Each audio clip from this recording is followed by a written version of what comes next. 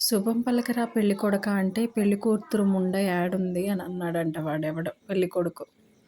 అలాగే ఇప్పుడు negative words మాట్లాడుతున్నానని ఏమీ అనుకోకండి.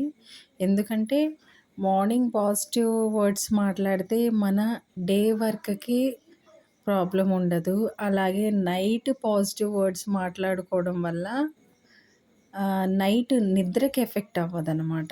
డే టైము అంటే ఎర్లీ మార్నింగ్ పాజిటివ్‌గా మాట్లాడుకోవాలి. అలాగే నైట్ నిద్రపోయే ముందు కూడా పాజిటివ్‌గానే మాట్లాడుకోవాలి మ్యాక్సిమం వీలైనంత వరకు.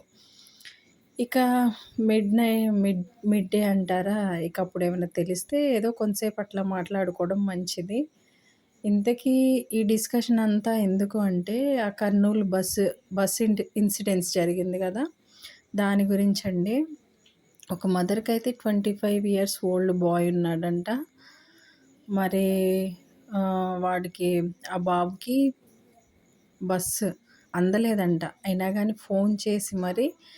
ఆహ్, ఫోన్ చేసి మరి బస్సు ఆపించుకొని మరి బస్సెక్కాడంట. బట్ ఏమైంది లాస్ట్‌లో? ఇలా జరిగింది. ఒక్కొక్కళ్ళది ఒక్కో story.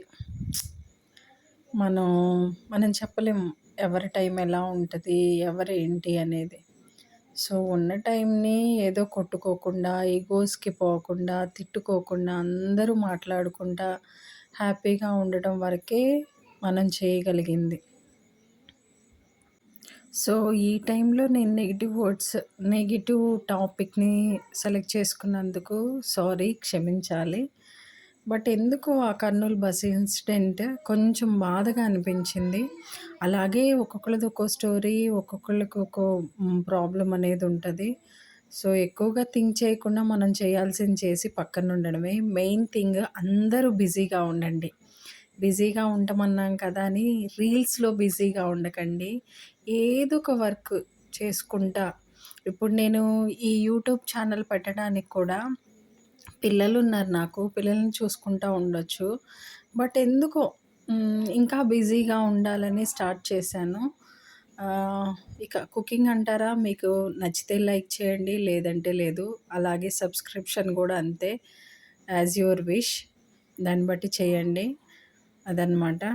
So, be positive and వే ఎవరేదన్నా కూడా దాంట్లో నానార్థాలు, పర్యాయ పదాలు అవేమి తీసుకోకుండా సింపుల్‌గా వాళ్ళంతేలే, అంతే అనుకుంటారులే అని వదిలేయడం చాలా బెటరు.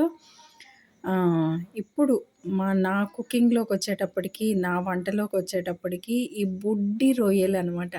బుల్లి బుల్లి రొయ్యలు ఎంత చక్కగున్నాయో చూడ్డానికి. అవి కలవు, అవి పంట కిందకి రావు.